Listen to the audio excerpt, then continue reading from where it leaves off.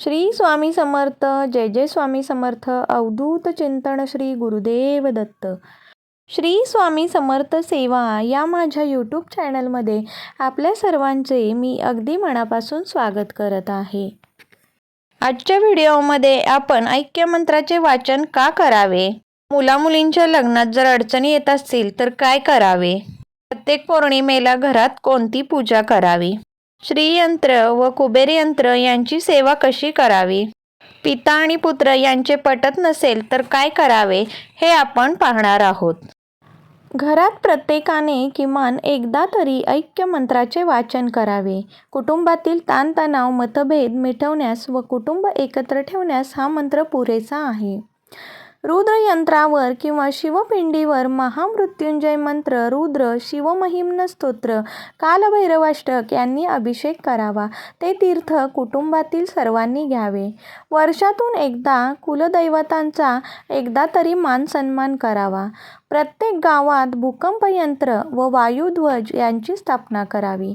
ज्या मुलामुलींच्या लग्नात अडचणी येतात, ठरत नाही, उशीर होत असेल, शिक्षणात अपयश येत असेल तर रोज एक पारायण म्हणजेच पाठ श्री दुर्गा सप्तशती ग्रंथाचे क्रमशः असे 14 दिवस किंवा 28 दिवस माता भगवतीची सेवा करावी. प्रश्न मार्गी लागतात, विवाह जमतात.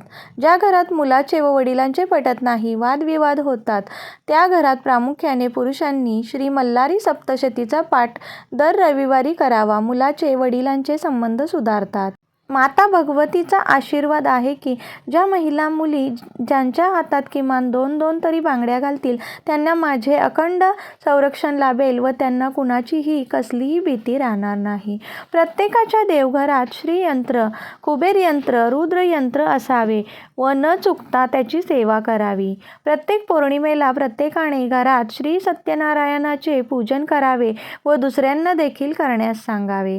रोज किमान एका कुटुंबाकडे श्री स्वामी समर्थ महाराजांची सेवा पोचवावी व सेवा का करावी, कशासाठी करावी ते समजावून सांगावे. महाराजांना ते भूषणावह आहे. प्रत्येकाने दान विभागात 1, 2, 3, 4 बारकाईने वाचावे व त्याप्रमाणे वास्तूमध्ये सुधारणा करावी. रोज प्रत्येकाने पंचमहायज्ञ करावे. रोज श्री स्वामी समर्थ चरित्र सारामृत मधील क्रमशः 3 अध्याय व 11 माळी जप नित्यसेवा स्वरूप करावी. प्रत्येक सेवेकऱ्याने यासाठी वेळ काढलाच पाहिजे. श्री स्वामी समर्थ. जय जय स्वामी समर्थ. अवधूत चिंतन श्री गुरुदेव दत्त. माझ्या व्हिडिओचा विषय जर तुम्हाला आवडत असेल तर माझ्या व्हिडिओला लाईक करा, शेअर करा, सबस्क्राईब करा आणि बेल आयकॉन दाबा, म्हणजे तुम्हाला माझ्या सर्व व्हिडिओचे नोटिफिकेशन येईल. आणि कमेंट करायला विसरू नका. धन्यवाद.